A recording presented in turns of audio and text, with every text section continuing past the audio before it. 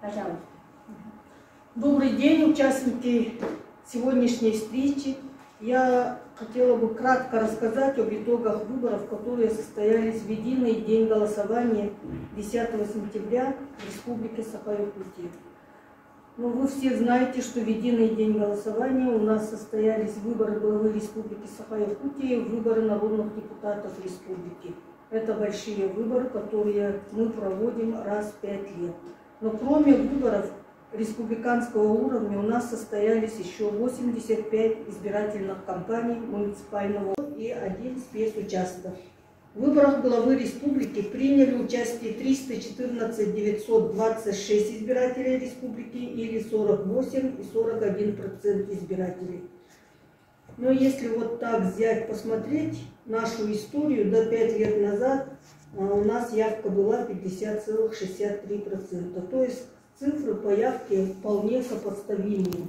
Всего было выдвинуто 8 кандидатов, зарегистрировано 4 кандидата на должность главы Республики Якутия, выдвинутых парламентскими партиями.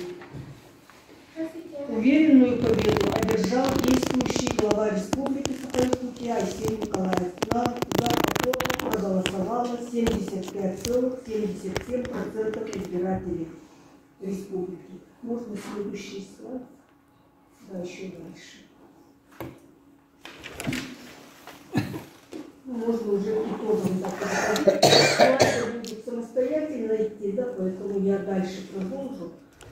На выборах народных депутатов Республики Саха-Якутия 7-го созыва выборы по всем 35 одномандатным округам состоялись. В борьбу за мандаты ввели 168 кандидатов. И в каждом округе это от 3 до 7 кандидатов за мандат. В 33 одномандатных округах победу одержали кандидаты, выдвинутые Единой Россией. В одном округе новые люди и в одном округе самовыдвиженец. Но если вспомнить, до 2018 год у нас в 23 округах тогда победу одержали представители Единой России, в 4 округах одномандатных Справедливой России, 3 КПРФ и по одному мандату в 2018 году получили представители ЛДПР и гражданской платформы. Также в 3 округах победу одержали самовыдвиженцы. По республиканскому округу были зарегистрированы списки 6 политических партий. Но, как вы помните, в 2018 году также были зарегистрированы списки 6 политических партий, но перед самыми выборами была отменена регистрация списков 2 политических партий, поэтому участвовали в выборах 4 политические партии. По итогам выборов этого года 35 мандатов распределены следующим образом. Единая Россия 22 мандата, она получила голоса 54-36% участвовавших в выборах избирателей. Новые люди получили 5 мандатов, 14-17% избирателей за них проголосовали. КПРФ 4 мандата, 13-16% проголосовали за них. И Справедливая Россия за правду 9,39% или 3 мандата. ЛДПР 5,39%, таким образом получила 1 мандат. И в выборах по республиканскому округу приняли участие 314 582 избирателя, то есть явка 48,36%. Вот такие результаты в этом году по выборам Белтона. Во всех 9, у нас кроме этого, как я уже говорила, состоялись выборы муниципального уровня. В 9 районах мы выбирали глав муниципальных районов. Во всех 9 районах главы избраны. И 3 из них это действующие главы.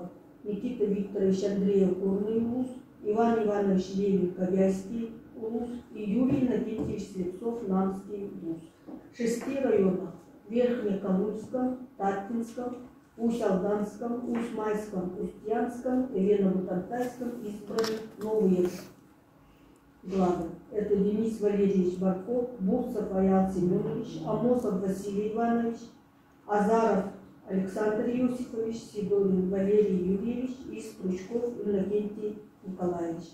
5 районов возглавили кандидаты, выдвинутые «Единой Россией».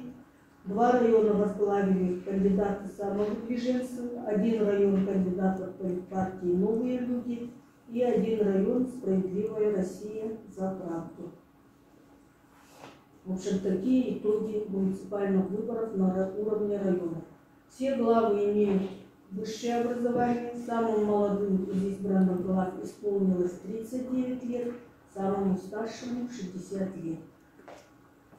Всего было выдвинуто 43 кандидата на должность главы муниципального района.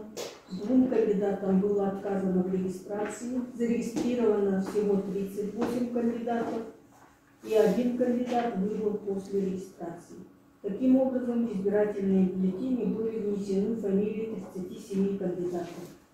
И на выборах глав районов участвовали от 3 до 6 кандидатов. Таким образом, у нас состоялись конкурентные, открытые и легитимные выборы.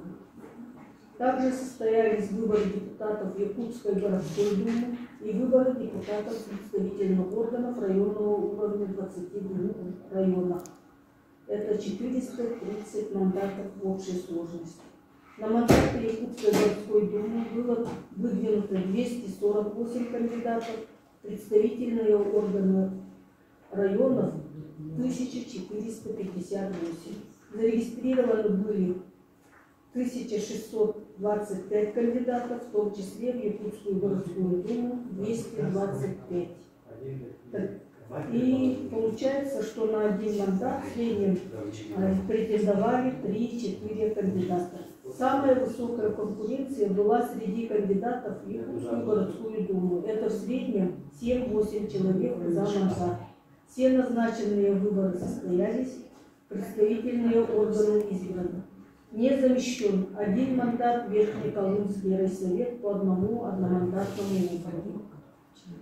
Мандаты по субъекту выдвижения распределились следующим образом. Вот вы видите на слайде, да, в Якутскую городскую думу избраны из 30 мест, значит, «Единая Россия» заняла 21 место, КПРФ 2, «Новые люди» 2, «Справедливая Россия за правду» 1, ЛДПР 1, «Коммунисты России» 1, «Самовыдвиженцы» 2.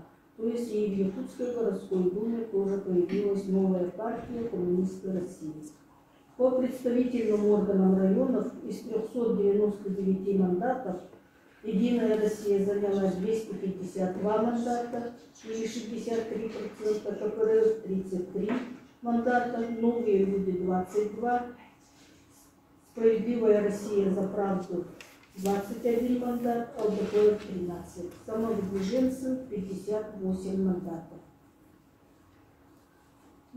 А на поселенческом уровне у нас состоялись выборы глав 23 поселений. Среди избранных глав 11 выдвинуты «Единой Россией», 1 КПРФ и 8 самовыдвиженцев. Всего было зарегистрировано 72 кандидата на должность главы. И в среднем это 3 кандидата на должность. Но вот, например, в поселке Гетим в Ленском районе были зарегистрированы 7 кандидатов. На должность главы муниципального образования поселения избраны 4 женщины. Это Бадер Н. Эва Владимировна, самовыдвиженец в поселке Гетим Ленского района. То есть из 7 кандидатов победу одержала женщина. А также самовыдвиженец Делес Елена Витальевна, это Вестяхский наслед Кандаласского района.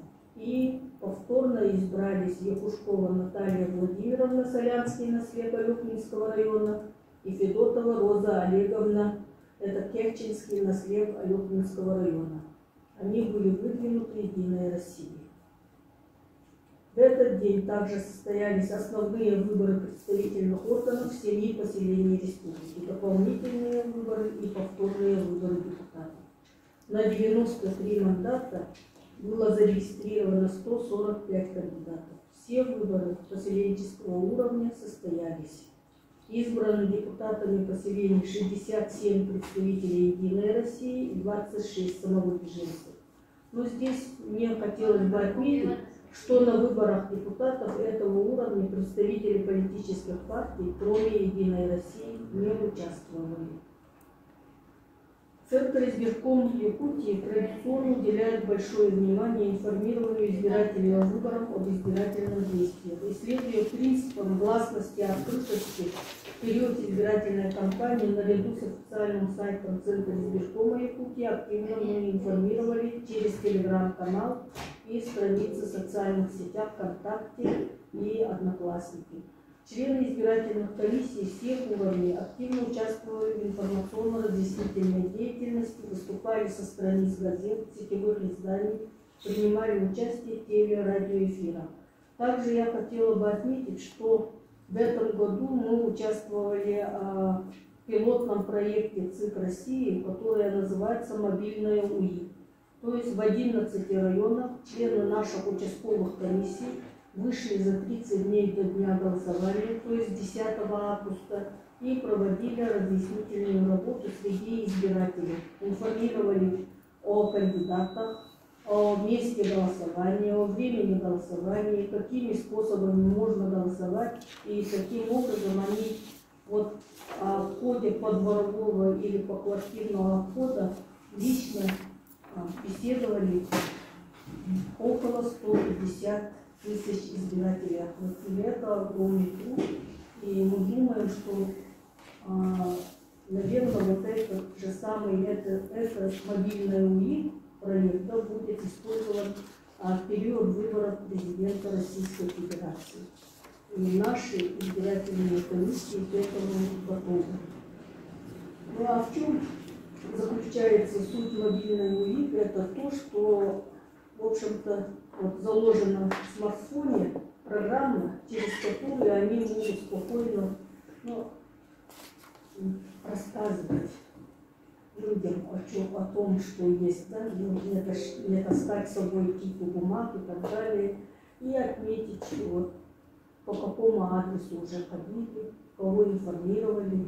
В общем, такая работа ведется. И в ходе этой работы за 10 дней уже проводится также по соответствии с избирательным законодательством уточнение уже избирателей, которые будут точно голосовать по, то есть включены в список, или, может быть, если они вдруг не включены в список, то у избирателей была возможность подать заявление. Тоже вот проинформировать избирательную комиссию о том, что их надо, например, включить в список. Ну и традиционно это голосование на дому, то есть тоже люди с ограниченными возможностями здоровья тоже могли подавать свои заявления. Также у нас были аккредитованы 48 средств массовой информации, 198 журналистов для освещения хода выборов в единый день голосования. В последний день голосования на избирательных участках находились 112 представителей СМИ.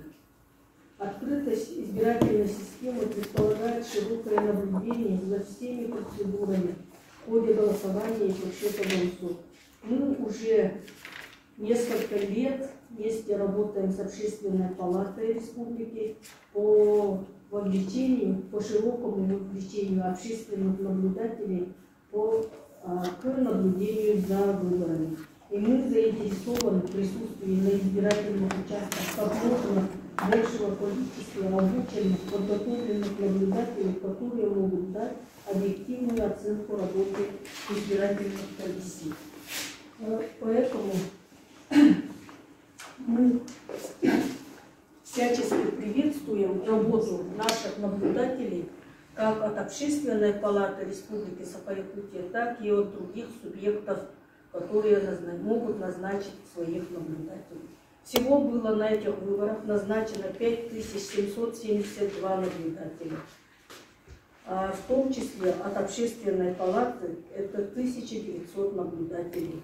В дни голосования на избирательных участках присутствовали 5203 наблюдателя, в том числе 1657 наблюдателей, назначенных Общественной палатой Республики Саха-Якутия.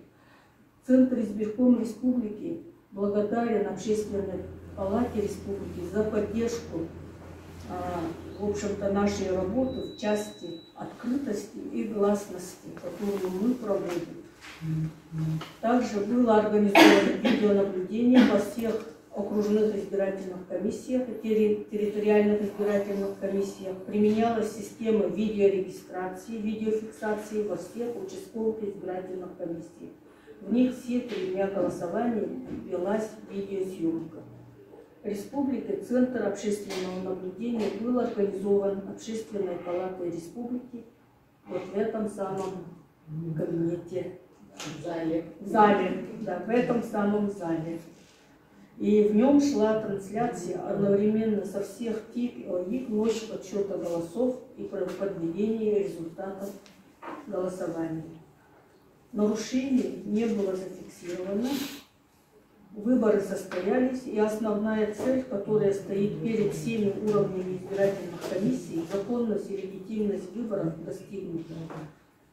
Да, уважаемые коллеги, начинается новый избирательный цикл. Это выборы президента Российской Федерации в марте 2024 года, а осенью, в единый день выборов, у нас состоятся выборы в ряд органов местного самоуправления, у которых истекает срок полномочий, но также возможны досрочные и дополнительные выборы. И я надеюсь на дальнейшее сотрудничество с вами. Спасибо за внимание. Спасибо. Ну, в принципе,